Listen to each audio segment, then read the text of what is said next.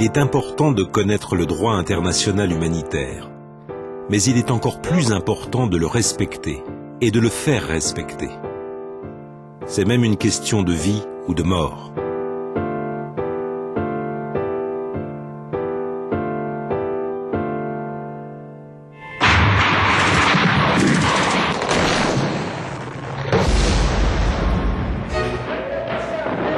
La guerre est une pratique humaine immémoriale. Lorsqu'un conflit armé éclate, l'humanité cède la place à la barbarie et à la loi du plus fort. La brutalité et le chaos s'installent. Les maisons, les gens, les repères, tout s'effondre. Et à chaque fois, les premiers à payer le prix fort sont les civils.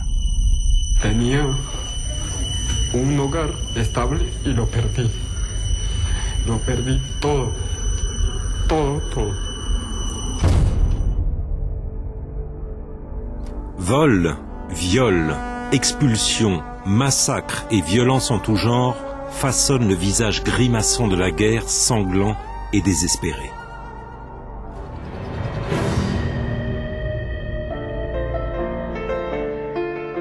Et pourtant, il y a des limites à la guerre. Ces limites sont essentielles. Ce sont les règles du droit international humanitaire. Même les enfants qui jouent à la guerre en connaissent les règles. Ces règles codifient la conduite de la guerre et prônent le respect de l'adversaire.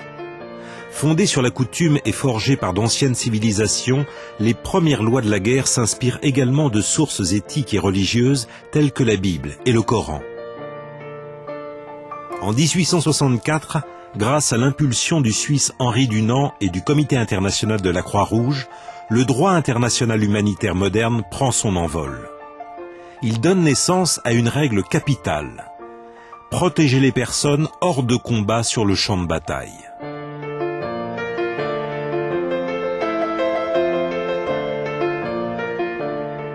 Au fil du temps, son rayon d'action s'étend pour protéger de nouvelles victimes de la guerre et restreindre les moyens et les méthodes de guerre.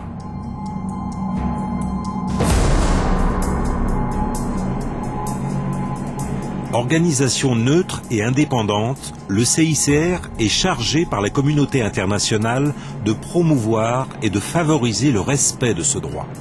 Conçu spécialement pour le temps de la guerre, le droit international humanitaire se distingue des droits de l'homme qui s'appliquent, eux, en tout temps. The ICRC has a double responsibility. On the one hand, it has a responsibility to check and identify where violations of international humanitarian law occur and to intervene on the level of the relevant authorities to counter these violations. And on the other hand, the ICRC also has a role to clarify and develop international humanitarian law when necessary. Les conventions de Genève sont aujourd'hui ratifiées et acceptées par la totalité des États de la planète. Ces conventions et leurs 3 protocoles additionnels comprennent une multitude d'articles. Mais, au bout du compte, tous ces articles de loi sont inspirés par quelques règles essentielles qui visent à garantir la protection des civils, la protection des blessés et des malades, la protection des détenus.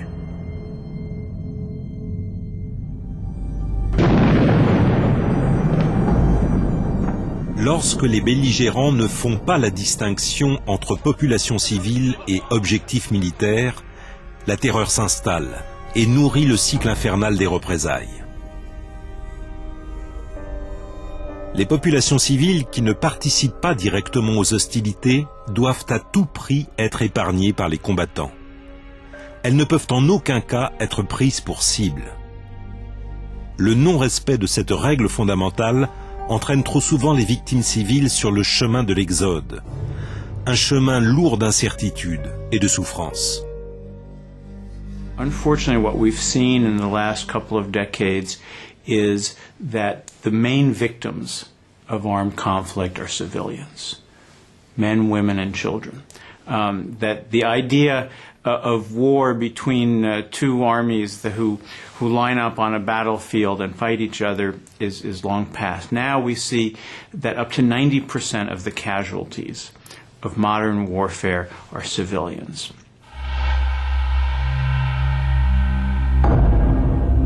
Protéger les blessés et les malades, qu'ils soient civils ou militaires, ennemis ou alliés, est une obligation des belligérants. Comme Henri Dunant n'a cessé de le rappeler, un soldat blessé est un homme hors de combat.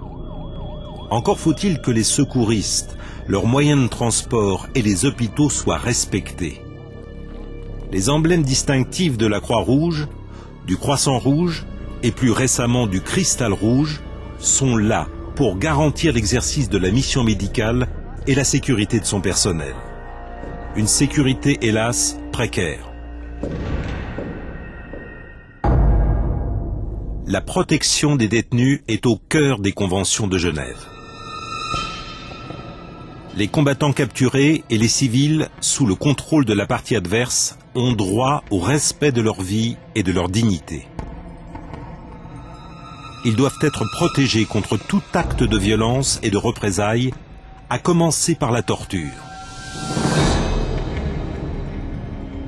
Ils doivent également pouvoir échanger des nouvelles avec leurs familles et bénéficier des garanties judiciaires fondamentales.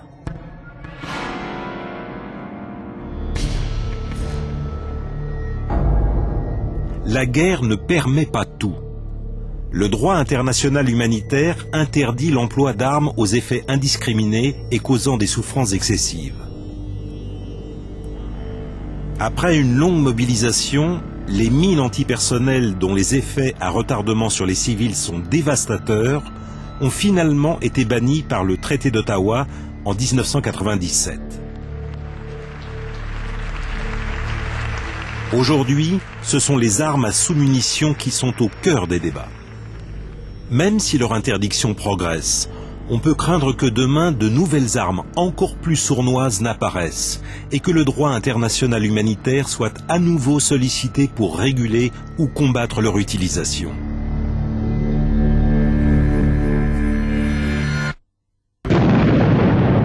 Derrière des expressions telles que frappe chirurgicale ou dommages collatéraux peuvent se cacher de graves violations du droit humanitaire.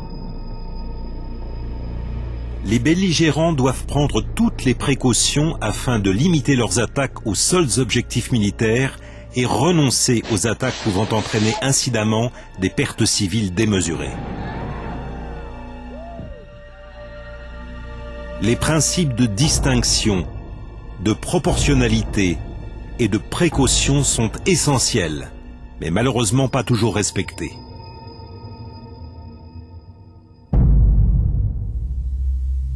Depuis le 11 septembre 2001, le contexte international s'est polarisé et génère de multiples tensions.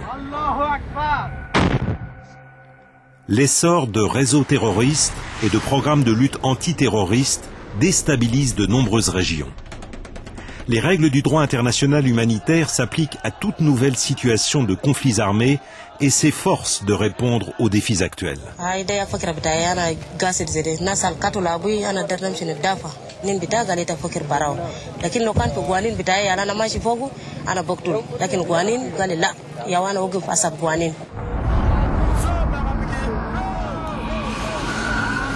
Parfois remis en question par certains dirigeants et chefs de guerre, le droit international humanitaire peine à se faire respecter lorsqu'il n'est pas bafoué ou tout simplement ignoré. Il est important de responsabiliser toutes les forces engagées dans un conflit. Les États, bien sûr, mais aussi les acteurs non étatiques. Rappelons que les règles du droit international humanitaire sont valables pour tous les acteurs des conflits, sans exception. Car la guerre n'est plus un monopole des États. Elle implique souvent des rebelles, des insurgés et d'autres groupes armés non étatiques, ou encore des sociétés militaires privées dont le manque de responsabilisation est un sérieux obstacle à l'application du droit international. Mais encore faut-il pouvoir entrer en contact avec ces groupes armés. It is very important that the ICRC should put in more effort to speak to them as soon as they have been identified, go into their camps and try to educate them on the law of armed conflict. L'ignorance du droit international humanitaire doit être combattue. Sans connaissance des règles de droit, son application et son respect sont impossibles. These rules are taken from international conventions that your own country has signed. Everybody has a right to be cared for when he or she is wounded. Pour que le droit humanitaire soit respecté, il est essentiel que les États incorporent ces règles dans la loi de leur pays et dans leur doctrine militaire. Nosotros trabajamos del futuro, del 97 en adelante. Y nuestra labor es así, o sea, es difundir y aplicar el derecho internacional humanitario para dar a conocer esta normativa con el objetivo de prevenir los errores y los horrores que se cometen durante el conflicto armado. En droit, le crime réclame le châtiment. Sans l'existence de sanctions, comment le droit international humanitaire pourrait-il être efficace ? Les personnes suspectées d'avoir commis ou ordonné des infractions graves aux conventions de Genève, quelle que soit leur nationalité, peuvent être poursuivies soit par les tribunaux nationaux de n'importe quel pays du monde, ou alors par une instance judiciaire internationale. Basée à La Haye, aux Pays-Bas, la Cour pénale internationale est une cour de justice indépendante et permanente devant laquelle sont jugées les personnes accusées des crimes les plus graves, à savoir les crimes de génocide, les crimes contre l'humanité et les crimes de guerre. Plus de 100 pays ont d'ores et déjà ratifié le statut de la Cour, mais c'est encore insuffisant. International criminal justice has an important function to end impunity. The tribunals have a very important dissuasive function. I wish, however, to point out that we are just at the beginning of a process. Lots of progress has been made over the past 10-20 years in developing international criminal law and international justice. However, we are just at the beginning of the journey. There is still a way to go before we have a system at the national and international level that counters acts of barbarism amounting to international crimes. Les règles du droit international humanitaire sont précieuses et efficaces. Lorsqu'elles sont respectées, elles préservent l'humanité dans son ensemble. C'est pourquoi il est si important que chacun s'approprie ces règles et les applique. Malgré toutes les contraintes, le droit international humanitaire existe bel et bien.